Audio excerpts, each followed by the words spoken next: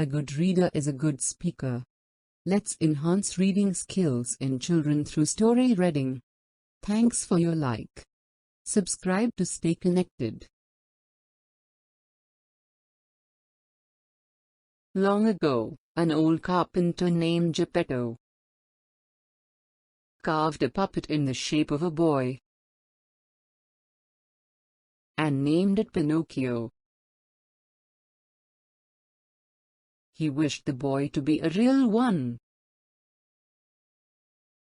A fairy heard his words and fulfilled his wish. She added life to the puppet.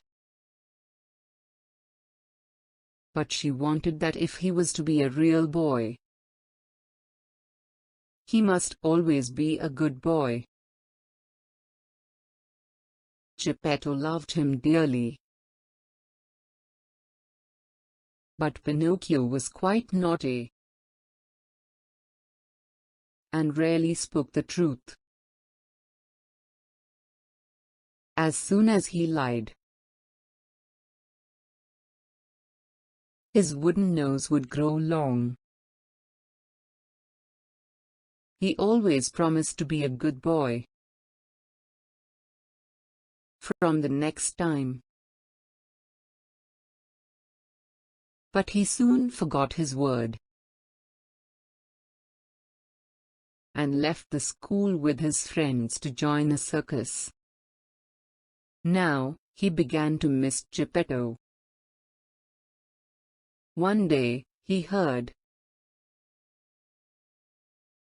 that his father had been swallowed up by a huge whale. He immediately went to find the whale. The whale swallowed him as well. Inside the whale's belly, Pinocchio and Gepetto were so happy to see each other. They made a plan to get out and began tickling the whale's stomach.